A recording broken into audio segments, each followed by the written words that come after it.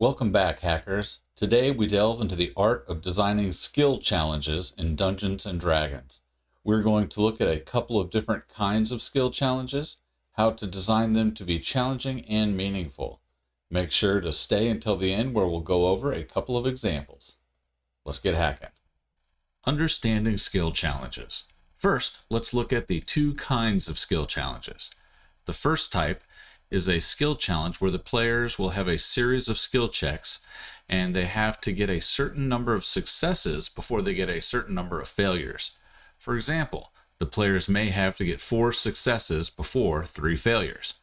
In this kind of skill challenge, you could be done after 3 checks, or it might go the full 6 if there's a good mix of success and failure. The second type is a skill challenge where the players will do all 7 of the skill checks regardless of success or failure. In this type of skill check, each check has a benefit for success or a penalty for failure. For example, a skill check for stealth may grant the party advantage on initiative if they are successful, or disadvantage if they fail the check. No matter how the party does on that check, they go on to the next check. Balancing difficulty. I did a video a few days ago talking about how to create good skill checks. You can check it out right here. You can arbitrarily set the DCs to the difficulty level you think is appropriate for a challenge, like just setting the DC to 17 for tracking an elephant through town. Or you could create checks that would naturally be a DC 17, like tracking a thief through town.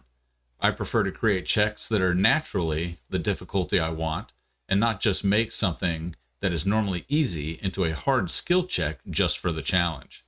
DC 17 was just an example. Not all checks should be the same DC. Rewarding success and failure. With the first kind of skill check, where you need a certain number of successes, make sure the plot of the story isn't dependent on the outcome. If the outcome of the skill check can stop the players from completing the story, then there may be too much writing on it. Or maybe that is fine and the players fail and the bad guy's plan works. The rest of the campaign takes place in the aftermath of this failure. Success probably shouldn't be simply moving on to the next part of the story. The party should gain some type of reward for the skill challenge. In the second kind of skill challenge, each skill check should have rewards for successes and consequences for failures.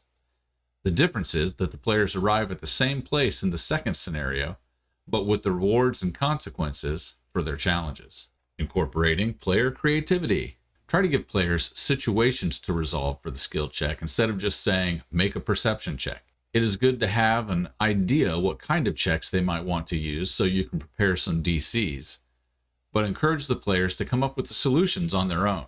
In my experience, the players almost always come up with a different idea than I do, or maybe even better ideas.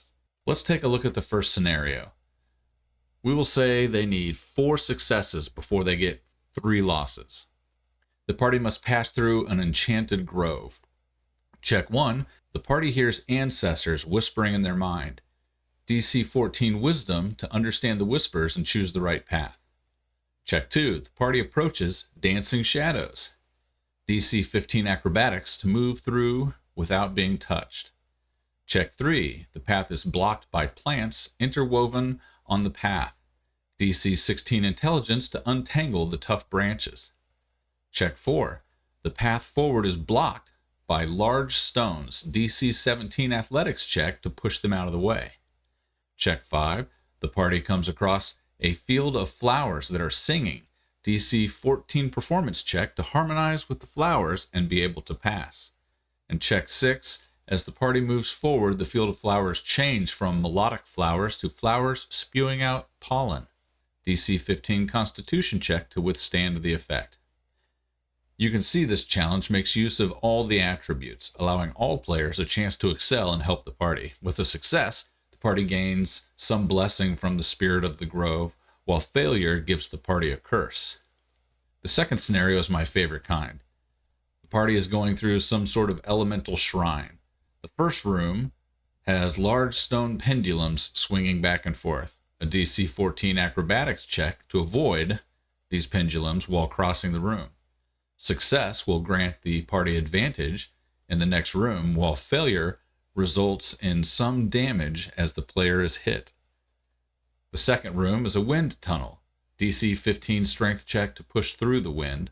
Success grants the players a number of temp hit points, while failure results in a level of exhaustion. The next room has gouts of flame spurting at intervals. DC 16 acrobatics check to avoid the flames. Success gives the party resistance to fire damage until a long rest, while failure results in damage and a chance a non-magical item is burned and destroyed. The last room has a shifting coral maze and a submerged tunnel. DC 15 investigation check to see the correct path. Success gives the party a minor magic item that was hidden in the maze, while failure has the party enter the next encounter waterlogged, giving them disadvantage on the initiative. All of these obstacles could be overcome by clever players in other ways. If a player comes up with a different idea on how to succeed, then allow them to try it if it makes sense. Those are the two kinds of skill challenges that I use in my campaigns. Let me know in the comments if you use skill challenges in yours and which kind you would use. And until the next video, keep on hacking the dungeon.